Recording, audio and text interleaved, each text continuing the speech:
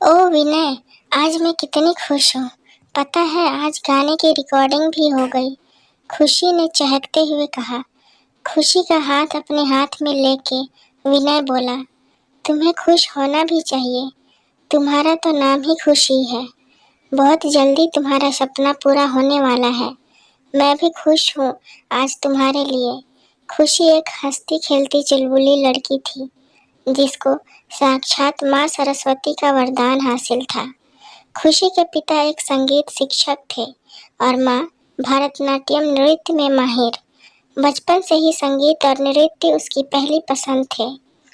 अपनी मधुर आवाज और मंत्रमुग्ध कर देने वाले अपने नृत्य से वो सबका दिल जीत लेती थी। कॉलेज में जब पहली बार विनय ने खुशी को देखा था, तब पहली नज़र में ही उसे अपना दिल दे बैठा था। विनय की भी अपने कॉलेज में एक अलग पहचान थी। पढ़ाई में अव्वल, खेलकूद में अव्वल, सभी का चहेता विनय हर काम में तेज था। कॉलेज के एनुअल फंक्शन का समय था जब पहली बार विनय और खुशी की बातचीत हुई। इससे पहले तो बस दूर से ही आंखों आंखों में ही बात हुआ करती थी। अपने अपने क्लास की तरफ जाते हुए देखना, मुस्कुराना और बस यही। लेकिन इस बार बात हुई, दोस्ती हुई और दोस्ती कब प्यार में बदल गई, दोनों को पता ही नहीं चला। एक दूसरे के साथ कॉलेज के दिन भी बड़ी तेजी से निकल गए, लेकिन दोनों के प्यार में कोई कमी नहीं आई, बल्कि समय के साथ साथ उनका प्यार भी बढ़ता ही जा रहा था। दोनों ने तय कर लिया था, पहले अपने पाँव पे खड़े होंगे, कुछ कर दिखाएंगे और फिर एक दूसरे के हो जाएंगे हमेशा के लिए। विनय को वो दिन अच्छे से याद था जब खुशी ने अपने सपने के बारे में बताया था। खुशी का हमेशा से ही सपना था कि खूब सारे लोगों से भरे एक ऑडिटोरियम में उसका एक बहुत बड़ा कार्यक्रम हो, जिसमें वो अपनी गायन और नृत्य का हुनर सबके सामने प्रस्तुत करे। तालियों की बौछार से सारा ऑडिटोरियम झूम उठे। उसके माता पिता उस पे बहुत गर्व महसूस करें। कुछ ही दिनों में विनय की एक मल्टीनेशनल कंपनी में नौकरी लग गई। इधर खुशी भी अपने गायन और नृत्य के अभ्यास में व्यस्त हो गए। समय समय पर दोनों मिलते रहते थे। दिन भर अपने अपने काम में व्यस्त रहते और रात को फ़ोन पे खूब बातें करते। कभी कभी तो फ़ोन पे बातें करते करते ही सो जाते। समय यूं ही बीतते गया। खुशी के पिता ने उसके सपने को पूरा करने की सारी तैयारियां कर ली थी। आज खुशी जब विनय से मिलने आई तो बहुत खुश थी। उसने विनय से कहा, सब तय हो गया है, आज गाने की रिकॉर्डिंग भी हो गई है। मेरा गीत तो रिकॉर्डेड रहेगा, पर नृत्य लाइव रहेगा। और हाँ, अब बस 2 दिन बचे हैं। तुम भी अपनी देहरादून की टिकट बुक करा लो। देहरादून? विनय ने आश्चर्य से पूछा। हाँ, देहरादून, वहीं तो है मेरा पहला प्रोग्राम। क्या तुम नहीं आओगे? थोड़ा सा रूठते हुए खुशी ने कहा। ऐसा भी भला हो सकता है, मेरी जान का सपना पूरा होने जा रहा है और मैं ना जाऊं। तुम बिल्कुल फिक्र मत करो, मैं पहुंच जाऊंगा। तुम बस मुझे वहां का पता भेज देना, विनय ने कहा। आगे कुछ शर्माते हुए खुशी ने कहा, और हाँ, जैसे ही प्रोग्राम खत्म होगा मैं तुम्हें अपने मम्मी पापा से मिलवाऊंगी, ठीक है ना? और ऐसे ही दोनों अपने आने वाले कल की बातों में डूब गए। प्रोग्राम वाले दिन सुबह सुबह खुशी का कॉल आया। वो अपनी मम्मी पापा के साथ देहरादून के लिए निकल चुकी थी। रास्ते में कहीं रुके थे, तभी उसने मम्मी पापा की नज़र से छिप के कॉल किया था। विनय ने भी ऑफिस से छुट्टी ले रखी थी। अरे हाँ, मैं समय से पहुंच जाऊंगा।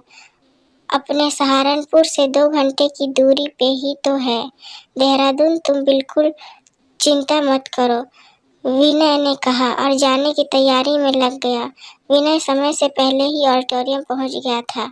उसने खुशी के मोबाइल पे कॉल किया। फ़ोन स्विच ऑफ था। मैं भी कैसा पागल हूँ, अभी तो वो अपनी तैयारियों में बिजी होगी, खुद से ही विनय ने कहा।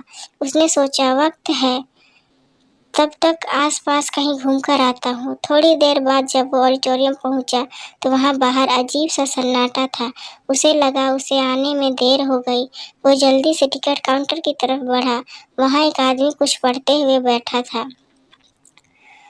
उसने जो बताया उसे सुनकर विनय कुछ परेशान हो गया। उस आदमी के मुताबिक प्रोग्राम कैंसिल हो गया था। कारण उसे पता नहीं था। विनय ने तुरंत खुशी को कॉल किया। उसका फोन अभी भी स्विच ऑफ था। विनय कुछ बेचैन सा हो गया। क्या करूं, उसके कुछ भी समझ में नहीं आ रहा था। उसने खुशी के फोन पर बार बार कॉल किया, पर हर बार वही जवाब। फिर उसे याद आया, संजना खुशी की सहेली का नंबर उसके पास था। उसने संजना से बात की। खुशी की उससे 2 दिन पहले बात हुई थी। उसे नहीं पता था प्रोग्राम क्यों कैंसिल हो गया। विनय ने अपने एक दोस्त को फोन किया और कहा कि वो खुशी के घर जा रहा के पता करे कि क्या हुआ। थोड़ी देर में पता चला वहां तो कोई नहीं है, घर पे ताला है। विनय हताश मन से सहारनपुर लौट आया। जैसे ही वह घर पहुंचा उसके मोबाइल पे एक कॉल आया। वो कॉल देहरादून के एक हॉस्पिटल से था। आगे विनय ने जो भी सुना, एक पल के लिए वो सुन्न सा हो गया। देहरादून के बिल्कुल पास पहुंचकर खुशी की कार का एक्सीडेंट हो गया था।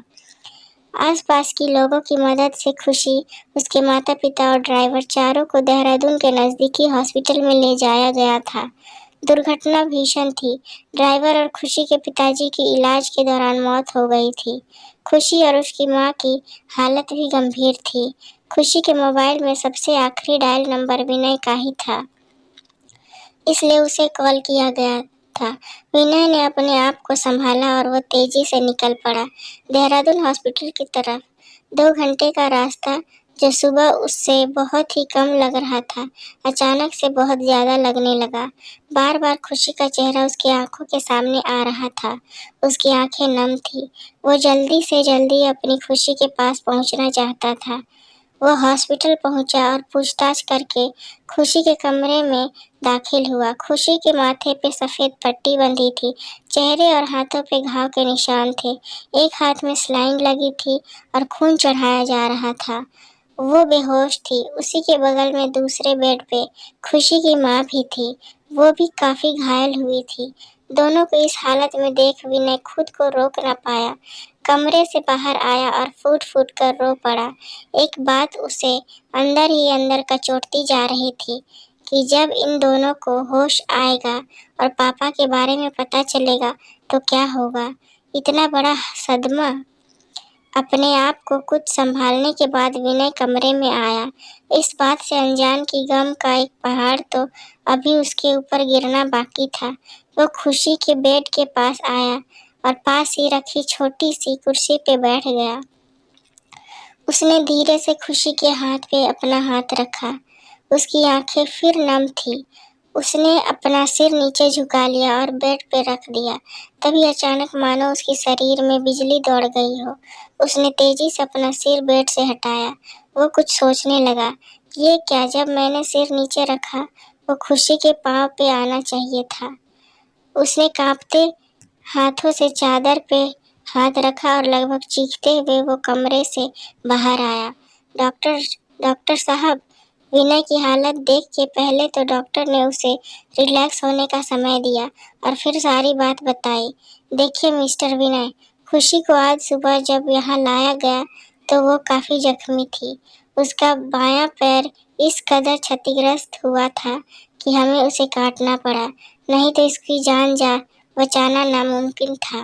अब वो खतरे से बाहर है। उसकी माँ की हालत भी अब स्टेबल है। उसके पिता की मौत का हमें बेहद अफसोस है। आप धीरज रखिए।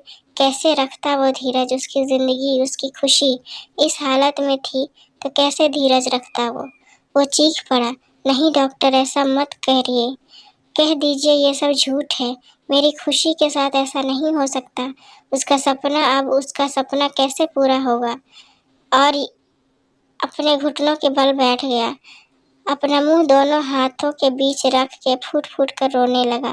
डॉक्टर साहब ने उसे समझाया और संभलने के लिए कहा। कुछ देर संभलने के बाद विनय ने संजना को कॉल किया और सारी बात बताई। अपनी प्यारी सहेली के बारे में पता चलते ही संजना भी दुखी हो गई थी। खुशी और विनय का रिश्ता अभी घर वालों के सामने उजागर नहीं हुआ था, इसलिए ना ही खुशी के घर का कोई विनय को जानता था और ना ही विनय कभी किसी से मिला था। पर खुशी अक्सर अपने बनारस वाले चाचा और मुंबई में रहने वाली बुआ के बारे में बताया करती थी। विनय ने नर्स से खुशी का मोबाइल मांगा और चाचा और बुआ दोनों को खबर कर दी। एक तरफ खुशी की माँ को जहाँ होश आ गया था, वहीं खुशी अब तक बेहोश थी।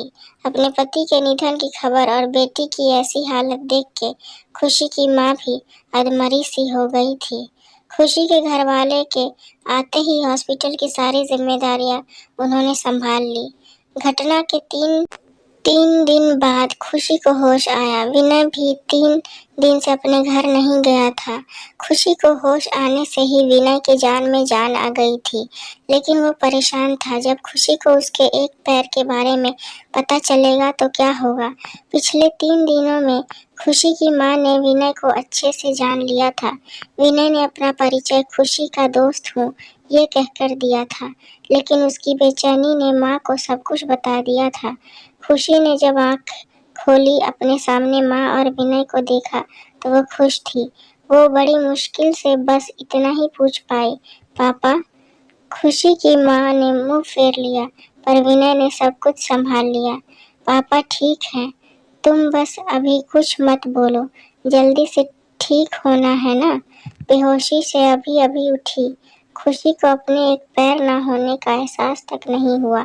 वो बस अपनी आंखें खोलकर इधर उधर देख पा रही थी। एक दिन और बीत गया।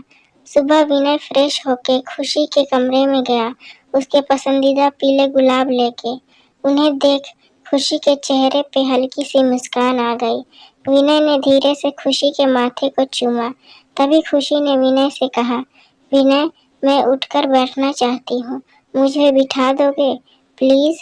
ये सुनते ही विनय एक पल के लिए सहम सा गया, लेकिन अब इस बात का सामना खुशी को कभी ना कभी तो करना ही था।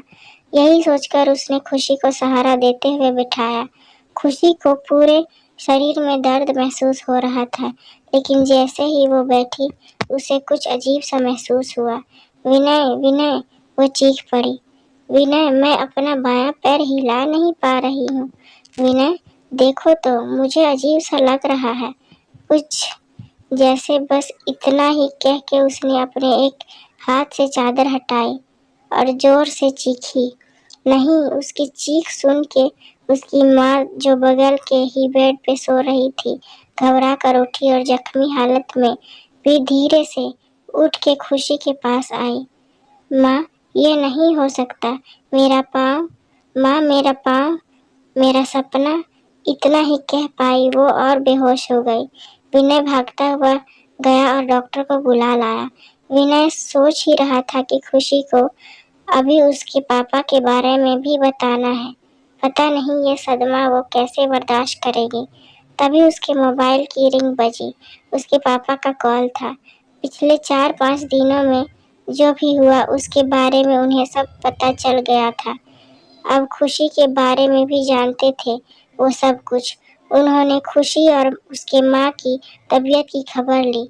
विनय के ऑफिस से भी लगातार फोन आ रहे थे और हर बार वो थोड़ी और मोहलत मांग लेता ताकि ज़्यादा से ज़्यादा वक्त वो खुशी को दे सके। कुछ दिन बीत गए और अब खुशी ने अपने साथ हुए हादसे को सह लिया। एक दिन माँ उसके पास बैठ के उसे सूप पिला रही थी। विनय भी वहीं बैठा था। तभी अचानक खुशी ने ऐसा कुछ कहा जिसे सुनकर माँ और विनय दोनों हैरत में पड़ गए। खुशी ने बहुत शांत आवाज में पूछा, आप दोनों और कितने दिन तक मुझे पापा की बात छुपा कर रखने वाले हो? आंखों में आए आंसू को पोंछते हुए उसने माँ की तरफ देखा। हाँ माँ, मुझे सब पता है, बस इतना कहने की ही देरी थी। माँ बेटी गले लग के खूब रोई। विनय ने भी सोचा इस सैलाब का बह जाना ही अच्छा है, तो वो भी चुप रहा। थोड़ी देर बाद खुशी ने ही बात की, तुम ही बताओ माँ, क्या ऐसा हो सकता है कि मैं इस हालत में हूँ और पापा मुझसे मिलने की जिद ना करे।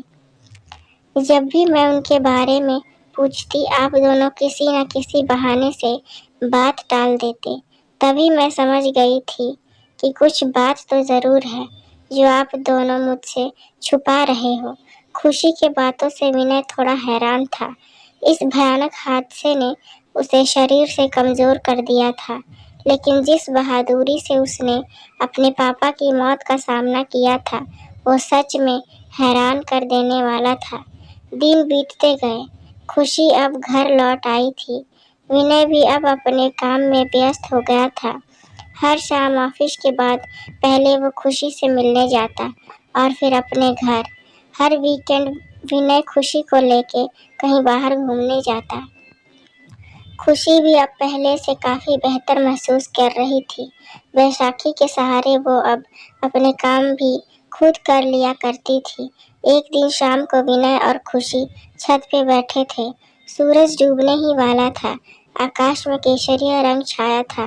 तभी विनय ने खुशी का हाथ अपने हाथों में लिया और कहा, तो बताओ, कब कर रही हो मुझसे शादी?